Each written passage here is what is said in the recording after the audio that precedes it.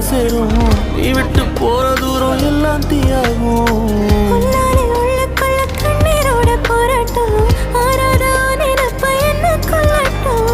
நீ நெஞ்சின் ஓரத்தில் வலிக்கின்ற பாதையோ ஆயிரை மனதினை அறிந்தவன் எவனோ.